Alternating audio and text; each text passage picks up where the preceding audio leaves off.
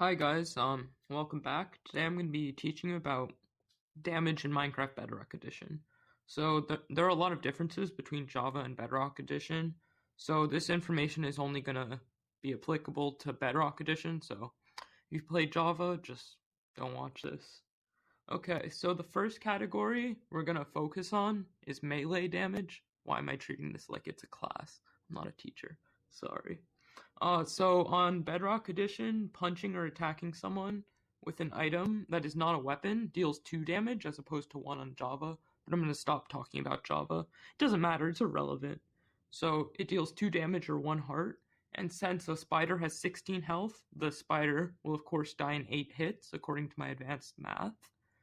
And so most melee weapons fall into 2 classifications, which are like the weapon type and the material. So this is for like uh your gold tools, your netherite tools, etc. And in order from highest damage to lowest damage, the materials are netherite, diamond, iron, gold, and wood. So swords of course deal the highest damage, axes deal 1 less than swords, and pickaxes, shovels, and hoes all deal 3 less than swords. So the exception to these rules is the trident, which of course is uncraftable, and it deals the same amount of damage as a netherite sword, which is 9 damage. So now that I've covered the basic melee weapons, we're going to move on to like modifiers, such as enchantments, potions, and critical hits. So I'm going to talk about how these modifiers interact with each other first, so you have a better idea of how like the damage stacks. Enchantment damage and critical damage are both rounded down when you're doing a damage calculation, so that's just an important thing to know. And the order in which these modifiers are applied is potions, then enchantments, and finally the critical damage. So now I've explained the general process, I'm going to move on to specific categories of melee damage. So yeah. Uh, so for potions, the only relevant potion is the strength potion, because it's the only potion that increases melee damage. And the strength potion works using this formula I'm putting on the screen now. And this essentially means that for each level of strength, the damage is multiplied by 1.3 and then it's rounded up. So for example, if you had strength 2 with a diamond sword, it would be calculated by multiplying 8 by 1.3, which is 10.4, and then rounding up to 11. And then for the second level of strength, doing the same thing again, which results in a final value of 15 damage. So, as for enchantments, there are 4 enchantments that directly buff melee damage, but we're only going to focus on sharpness and impaling for swords and tridents, respectively, because Smite and Bane of Arthropods are. Well, we'll focus on Smite later in the video, but Bane of Arthropods is useless, everyone knows that. So we won't focus on that, and we'll come back to Smite at the end. And so, essentially, sharpness damage is calculated by multiplying 1.25 by the level, but, like, when you deal the damage to an actual mob or player, the damage is rounded down to the nearest half heart or damage point. So sharpness 1 would deal 1 damage, not 1.25, and sharpness 3 would deal 3 damage, and so on. And impaling for tridents, it only works on Bedrock Edition, rain and water. So, and it adds 2.5 damage per level, and is once again rounded down. So, and another enchantment is Fire Aspect, but that doesn't directly add damage. It just adds 3 damage for level 1 and 7 damage for level 2, but it's like a separate source of damage, and it's added at the end of the calculation. So, yeah. The last modification to damage is critical hits, of course, which make the attack deal 50% extra damage. And critical hits is the last thing calculated. So if there's strength and other enchantments, it's stacked with that. And it's also rounded down. So yeah, that's essentially everything you need to know about melee damage. Okay, so now that I've explained how melee damage works, I'm gonna move to ranged weapons like the bow, the crossbow, and the trident, which is also a ranged weapon. and I'm going to be focusing on each of these weapons individually. So like their traits, their enchantments, their modifications, just everything about them. So the first weapon is the bow, which is one of the most common weapons. It's easy to get, and it's also a really powerful weapon for how easy it is to get. And so when you're shooting the bow, it is 4 stages when you're pulling it back, and each stage does progressively more damage. So the final stage takes 1 second to charge, and it deals 9 damage. Also, there's a 25% chance of an arrow being a critical when you shoot it, which inflicts a bit of extra damage.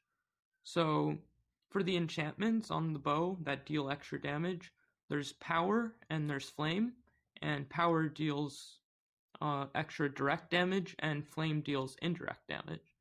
So the power enchantment, the equation for that is this formula on the screen right now.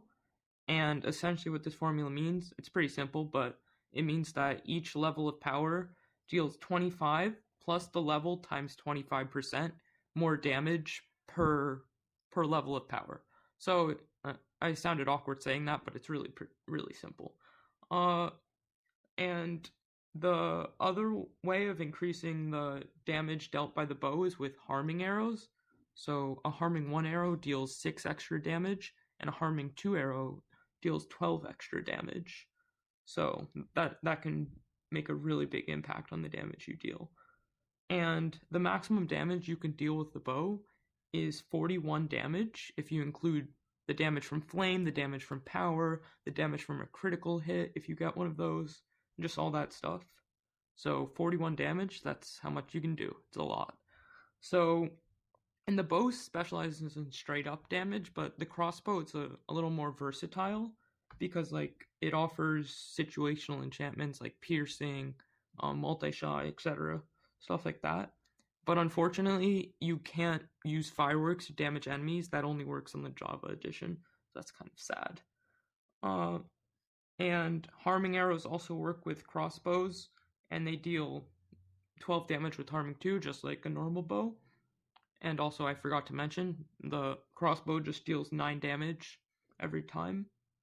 And for the enchantments on the crossbow, we have piercing, which at the maximum level, piercing 4, allows you to hit up to 5 enemies at once. So I'm going to show that right here. It's really satisfying. Yeah, so. And then there's also the multi-shot enchantment. Let me come over here to show you this one.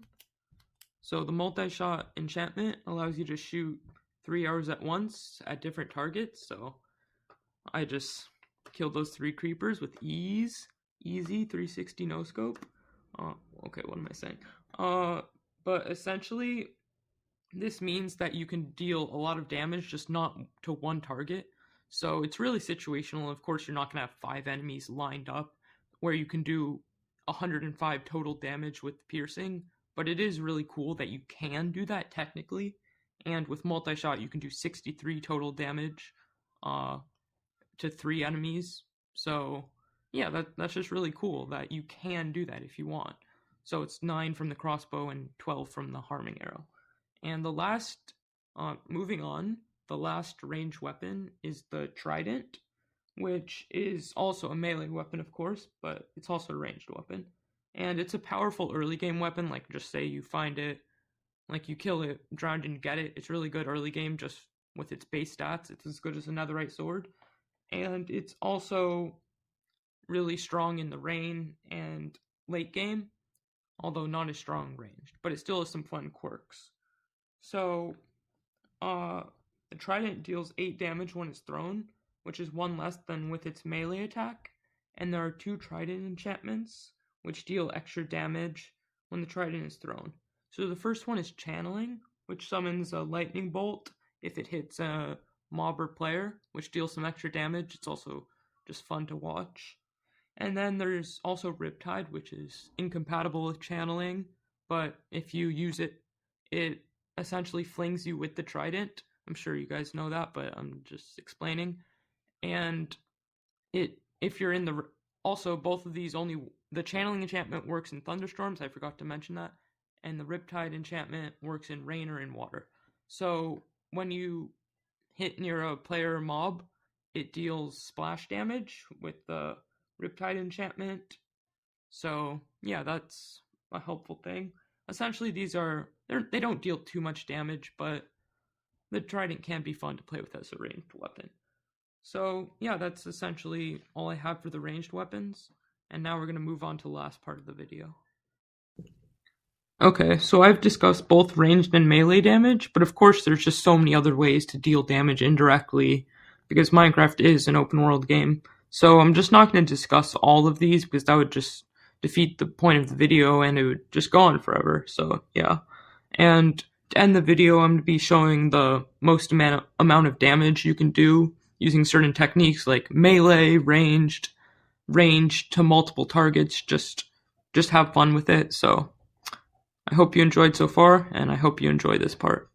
So for the most melee damage you can deal in any condition, world condition, in a single hit to any player or mob is when you have a strength potion, a netherite sword with sharpness 5, and you do a critical hit, and you can deal 33 damage with this.